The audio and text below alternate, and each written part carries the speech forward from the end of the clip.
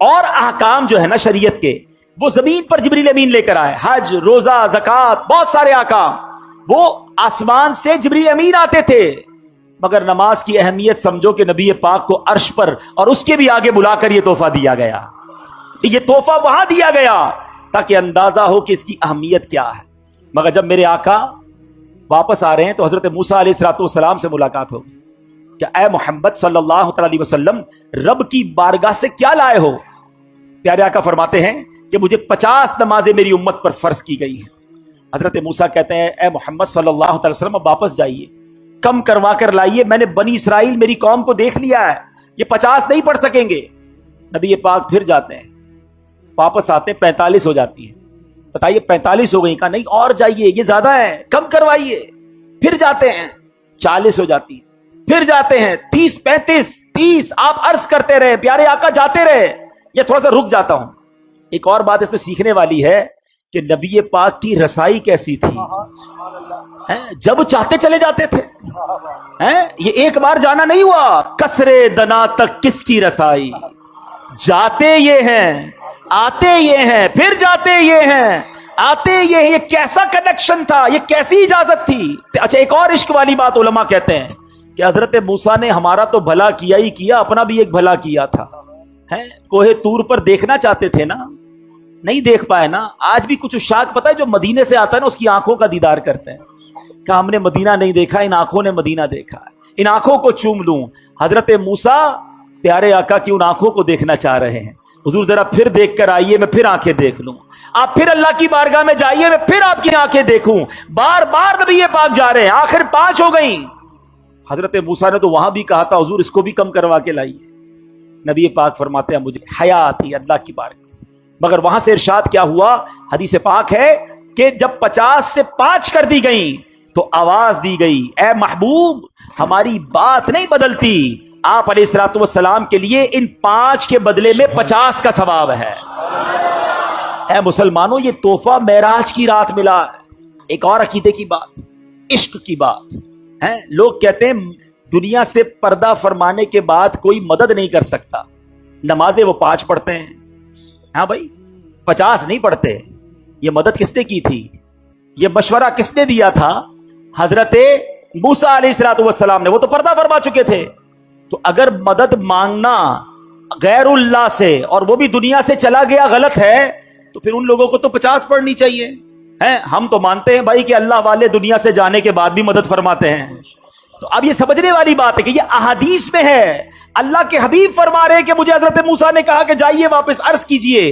تو اس کا مطلب یہ ہوا کہ اللہ کے نیک بندے اور انبیاء تو سبحان اللہ، انبیاء، صحابہ، اولیاء اللہ کے کرم سے یہ دنیا سے پردہ فرمانے کے بعد بھی مدد کرتے ہیں.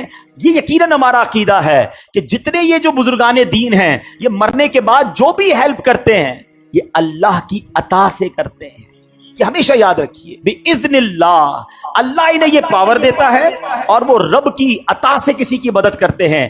ہر نبی، ہر ولی، ہر صحابی وہ محتاج ہے رب کا، رب کسی کا محتاج نہیں ہے. تو اگر یہ عقیدہ ہے تو اس میں کوئی پرابلم نہیں ہے اور اس میں کنفیوز ہونے کی بھی ضرورت نہیں ہے.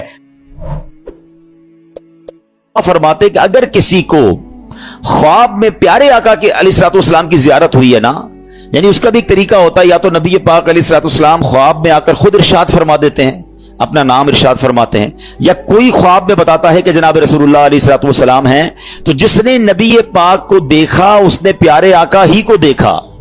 شیطان نبی پاک کی صورت میں نہیں آ سکتا. اب اس بندے کو یہ مسئلہ پتا تھا کہ یار خواب میں اگر پیارے آقا علیہ الصلوۃ والسلام کا دیدار ہوا ہے تو یہ جناب رسول اللہ علیہ الصلوۃ والسلام. اب یہ جناب ڈھونڈتا اس مجوسی کے پاس، اس فائر ورشپر کے پاس پہنچ گیا. جب پہنچا تو وہ one of the billionaire of that time تھا، بہت پیسے والا آدمی تھا. اس کا بڑا سا محل تھا، بڑا سا گھر تھا، نوکر چاکر تھے، بزنس میٹنگ چل رہی تھی. اس نے جا کر کہا مجھے آپ سے خاص بات کرنی ہے. کیا کہیے؟ کہا اکیلے میں کرنی ہے. اکیلے میں بیٹھے. کہا ہمارے آقا، ہمارے آخری نبی صلی اللہ علیہ وسلم نے آپ کو سلام کہا ہے. تو مجوسی کہتا ہے آپ کے نبی کون ہیں؟ اب ذرا سنیے گا. وہ کہتا ہے آپ کے نبی کون ہیں؟ کہا ان کا نام جناب محمد صلی اللہ تعالی علیہ وسلم ہے. تو کہا میں تو ان کو نہیں جانتا اور میں تو ان کو مانتا بھی نہیں ہوں. اب آپ سمجھیے گا بات کو کہ وہ کہتا ہے نہ میں ان کو جانتا ہوں نہ میں ان کو مانتا ہوں. کہا نہیں, مجھے میرے نبی علیہ السلام نے آپ کے پاس بھیجا ہے, آپ ہی کے بارے میں اشارہ تھا, آپ کو سلام دینے کا بھی کہا ہے, اور آپ کے لیے ایک بات یہ بھی فرمائی کہ آپ کے لیے جو دعا مانگی گئی تھی نا وہ قبول ہو گئی ہے. کہتا ہے اچھا تم اللہ کی قسم کھا کر کہہ سکتے ہو کہ تمہارے نبی نے بھیجا ہے؟ کہا میں رب کی قسم کھا کے کہتا ہوں, مجھے میرے نبی نے ہی آ کر کہا ہے. کہا اچھا. اب اس کا ہاتھ پکڑا اور اپنے گھر کے اندر لے گیا. چھت پر لے جانے کے بعد کہتا ہے اپنا ہاتھ دو, ہاتھ پکڑ کر کہتا ہے مجھے کلمہ پڑھا اور مسلمان کرو. اشہد ان لا الہ الا اللہ واشہد ان محمد عبدہ ورسولہ. اس نے کلمہ پڑھا, مسلمان ہو گیا. مسلمان ہونے کے بعد اس نے اپنے بیٹے کو بلایا, بیٹے کو کہا بیٹا دیکھو میں مسلمان ہو گیا ہوں, اگر تم مسلمان ہوتے تو ٹھیک ہے ورنہ تمہارا میرا آج سے رشتہ ختم. بیٹا کہتا ہے بابا جان آپ مسلمان ہو گئے, میں بھی کلمہ پڑھتا ہوں, کلمہ پڑھ کے وہ بھی مسلمان ہو گیا. اب جتنے لوگ اس گھر میں بزنس کرنے آئے تھے, لیتی دیتی کرنے آئے تھے, پیسے وصول یا بزنس میٹنگ چل رہی تھی, سب کو اس نے پتہ کیا کہا, کہ دیکھو بھائیو میں مسلمان ہو گیا ہوں, تم میں سے بہت سارے وہ لوگ ہیں جن کے اوپر میرے پیسے نکلتے ہیں, آج جو مسلمان ہوگا سارے پیسے معاف, اور جو مسلمان نہیں ہوتا میرے پیسے دو, تمہارا میرا کاروبار ختم. بڑی تعداد میں لوگوں نے کلمہ پڑھا, وہ بھی مسلمان ہو گئے. اپنی بیٹی کو بلایا, بیٹی کو کہا بیٹی دیکھو میں بھی مسلمان ہو گیا ہوں, تمہارا بھائی بھی مسلمان ہو گیا ہے, اگر تمہیں بھی مسلمان ہونا ہے تو مسلمان ہو جاؤ. اچھا بدقسمتی کی بات یہ ہے کہ مجوسی جو ہوتے ہیں نا ان کے اندر بھائی بہن کی شادی کی اجازت ہوتی ہے, وہ بھائی بہن شادی کرتے ہیں معاذ اللہ. تو تھوڑے دنوں پہلے ہی بھائی انہی بھائی بہن کی شادی کی تھی اس نے. تو بہن کہتی ہے کہ بابا جان جب سے شادی بھائی کے ساتھ ہوئی میرا دل مطمئن نہیں تھا, واقعی یہ بات درست نہیں ہے کہ بھائی سے شادی ہو. میں بھی کلمہ پڑھتی ہوں, کلمہ پڑھ کر وہ بھی مسلمان ہو گئے. اب وہ جو بندہ پیغام لے کر کے آتا کہتا رکے تو صحیح, مجھے تو بتائیں بات کیا ہے. ابھی تھوڑی دیر تو پہلے آپ کہہ رہے تھے میں ہمارے نبی کو نہیں جانتا, تمہارے نبی کو نہیں جانتا, اب سارے کلمہ پڑھی جا رہے ہیں, مجھے تو بتائیں یہ راز کیا ہے. وہ کہتا اب میں تمہیں بتاتا ہوں بات کیا ہے. کہتا ہے بات یہ ہے کہ کچھ دنوں پہلے ہی اپنی بیٹی اور بیٹے کی میں نے شادی کی, بہت بڑی دعوت کی, بہت بڑا کھانا کیا, پورے شہر کے لوگ آئے, بہت دھوم دھڑکا کیا ہم نے. جب رات تھک ہار کے میں اپنے کمرے میں سویا تو مجھے بالکل گھر کے برابر والے گھر سے رونے کی آواز آئی. میں نے کان لگائے تو بچیاں تھیں اور کہہ رہی تھی امی جان یہ ہمارے پڑوسی نے ہمارے ساتھ اچھا نہیں کیا. ماں کہتی کیا ہوا؟ کہا امی جان اتنے اچھے اچھے کھانے بنائے, ساری رات خوشبو آتی رہی, ہمیں کھانا نہیں بھجوایا, ہم بھوکی سو گئیں, حالانکہ ہم اللہ کے آخری نبی صلی اللہ علیہ وسلم کی اولاد میں سے ہیں. وہ سید فیملی تھی. یہ کہتے مجھے نہیں پتا تھا کہ مسلمانوں کے نبی کون ہیں اور ان کا کیا مرتبہ ہے, مجھے یہ پتا چلا کہ یہ ان کے نبی کی اولاد ہے. اور میں بے قرار ہو گیا کہ سارے شہر نے کھایا, میں پڑوسیوں کو بھول گیا. اس نے فوراً جناب اپنے خادمین کو کہا اچھے سے کپڑے تیار کرو, کپڑے تیار کیے, کھانا پیک کیا اور فوراً ان کے گھر پہ کھانا بھجوایا. تھوڑی دیر بعد کہتا ہے اب میں نے پھر کان لگائے تو ماں کہتی دیکھو بیٹا پڑوسی کتنا اچھا ہے, کھانا بھی بھجوایا, کپڑے بھی بھجوائے, اب بچوں کھانا کھا لو. کہ ماں ہم کھانا کیسے کھائیں, ہمارا پڑوسی تو مسلمان ہی نہیں ہے. تو ماں کہتی بیٹا اللہ کی طرف سے رزق آیا ہے, کھا لو. کہتی نہیں ماں جب تک نہیں کھائیں گے جب تک پڑوسی کے لیے دعا نہ کریں. ان سیدزادیوں نے ہاتھ اٹھائے اور دعا کرنے لگی کہ یا اللہ ہمارے پڑوسی کو ایمان کی دولت عطا فرما دے, اور آج اس نے ہماری دستگیری کی ہے, ہماری مشکل آسان کی ہے, بروز قیامت ہمارے نانا جان کی سے شفاعت نصیب فرما. پڑوسی کہتا ہے تم نے جب آ کر کہا نا کہ جناب رسول اللہ نے مجھے سلام بھیجا ہے اور کہا ہے دعا قبول ہو گئی ہے, تو میں سمجھ گیا ہوں کہ میرے ایمان لانے کا وقت آ گیا ہے, اب میں مسلمان بھی ہوتا ہوں. اور سنو یہ بھائی بہن کی جو میں نے شادی کی تھی نا میرے بیٹے اور بیٹی کی, 50% جائیداد تو میں نے ان کے نام کر دی تھی, 50% اپنے لیے رکھی تھی. اب تو ویسے ان کی شادی ختم ہو گئی, یہ میری جائیداد کا 50% میں تمہیں دیتا ہوں, جاؤ تو اپنے بال بچوں پہ خرچ کرو. وہ بندہ جو ایک دن پہلے جس کے بچے بھوکے سو رہے ہیں وہ اربوں پتی ہو جاتا ہے, وہ پورے جائیداد کا 50% لے کر گھر آتا ہے. اب اس واقعے کو لکھنے کے بعد میرے پیارے اسلامی بھائیوں علماء نے بہت خوبصورت باتیں اس پہ ارشاد فرمائی ہیں. اب ذرا اس ایک واقعے کو اگر سمجھیں کہ مشکل ہو, پریشانی ہو, تکلیف ہو, دنیا والوں سے نہ مانگیں. ایک یہ بھی بڑا پرابلم ہو گیا ہے کہ آج تھوڑا سا پرابلم ہو تو دوسروں سے مدد مانگنے نکل پڑتے ہیں. نہیں, خودداری یہ ہے کہ میری پرابلم میں جانوں, میرا رب جانے. کسی کا احسان کیوں اٹھائیں, کسی کو حالات کیوں بتائیں, تم ہی سے مانگیں گے تم ہی دو گے, تمہارے در سے ہی لو لگی ہے. ہم نے دیکھا ہے جو ایک بار ہاتھ پھیلاتا ہے نا پھر اس کا ہاتھ پھیلا ہی رہتا ہے. اللہ سے ہمیشہ دعا کرنا, اے اللہ ہمیں صرف دینے والا ہاتھ عطا فرما, کبھی مانگنے والا ہاتھ نہ عطا فرما. مشکل آتی ہے انسان پر, کوشش کرے کہ کسی کی مدد نہ لینی پڑے. اللہ اور اس کے رسول اپنے معاملات کم کر دیں, اپنے خرچے کم کریں, اپنے معاملات کو جتنا ہو سکے منیمائز کر دیں, تو کسی سے مدد نہ مانگیں. اور यही इस्लाम को मतलूब है कि बंदा खुददारी के साथ चले। और फिर सुभान अल्लाह, दुरूद पाक कैसा वजीफा है कि फिर गैब से मदद होती है। जब बंदा अल्लाह और उसके रसूल की तरफ तवज्जो करता है ना, शायर कहते हैं ना, हर दर्द की दवा है, हर दर्द की दवा है सल्ले अला मोहम्मद, तावीज़ हर बला है सल्ले अला मोहम्मद सल्लल्लाहु अलैहि वसल्लम। तो हमें दुरूद पाक कसरत से पढ़ना है। और उधर अमीर आदमी के साथ क्या हुआ कि आले रसूल की खिदमत, सैयद ज़ादगान की खिदमत की तो अल्लाह ने उसे ईमान की दौलत अता फरमा दी। तो ये भी अपनी जिंदगी का हिस्सा बनाए। मैं मशवरा दूंगा, मेरे पीर और मुर्शिद अमीर अहले सुन्नत, फाउंडर ऑफ दावत इस्लामी मौलाना मोहम्मद इलियास अत्तार कादरी साहब बड़ी प्यारी तवज्जो दिलाते हैं। आप फरमाते हैं जिस नबी के दर का सदका हम खाते हैं ना, उनकी आल की खिदमत किया करो, वहां से और अता किया जाएगा। तो हमें क्या करना चाहिए, अपनी इनकम का पॉसिबल हो ना तो 1%, 2% जितनी अल्लाह ने आपको तौफीक दी है वो फकत सैयद साहिबान के लिए अलग रख लें। अपने ऑफिस में एक अकाउंट खोलें कि जनाब मेरी जितनी इनकम होगी मैं इतना % जो है वो आले रसूल की खिदमत करूंगा। आप ये करके देखें, आप हैरान हो जाएंगे, आपकी रोजी में कितनी बरकत आना शुरू हो जाती है। मैं आपको इसको लॉजिकली समझाता हूं। कोई आपका दोस्त हो, आपके घर पे आए, आपके बच्चों को तोहफा दे और बार बार आपके बच्चों को गिफ्ट भिजवाता रहे, आपके बच्चों के लिए खैर खाई का इजहार करे, आपके बच्चों का ख्याल रखे, आपको कैसा लगता है? क्या ये मेरे बच्चों से कितना प्यार करता है? बच्चे तो प्यार करते ही करेंगे आपके उस दोस्त से, आपको भी प्यार हो जाएगा। मुझे बताएं ना, कोई उम्मती जब नबी पाक के बच्चों से प्यार करेगा, आका की आल की खिदमत करेगा, तो नबी पाक को कितना प्यारा लगेगा वो है। फिर वहां से एक निगाह रहमत होनी है ना। सारे बिगड़े काम सबर जाने हैं। बरेली के ताजदार आला हजरत यही तो समझाते हैं कि तेरी नस्ले पाक में है बच्चा बच्चा नूर का, तेरी नस्ले पाक में है बच्चा बच्चा नूर का, तू है ऐने नूर, तेरा सब घराना नूर। सरकार की आल की खिदमत ये बहुत बड़ी सादत है। कोई एक फैमिली ढूंढ ले, कोई एक खानदान ढूंढ ले और बस उसको बांध ले कि भैया मैंने इसकी खिदमत करनी है। ये समझ ले आप उसकी खिदमत नहीं कर रहे हैं, ये आप उसको पेश कर रहे हैं और उसकी बरकतें आपको मिलना शुरू हो जाएंगी। देखिए सैयद साहिबान का एक मसला भी समझ लें। आज के दौर में प्रॉब्लम ये, लोग पहले तो ज़कात पूरी नहीं निकालते, ज़कात के अलावा पैसे वैसे नहीं देते। अब सैयदों को ज़कात वैसे नहीं लगती, वो तो माल का मैल है ना, मैल दोगे क्या माल का सरकार की आल को? तो अब वहां देना तो साफ पैसा चाहिए था, लोग साफ पैसा खर्च ही नहीं करते। तो सैयद साहिबान कहां जाएंगे?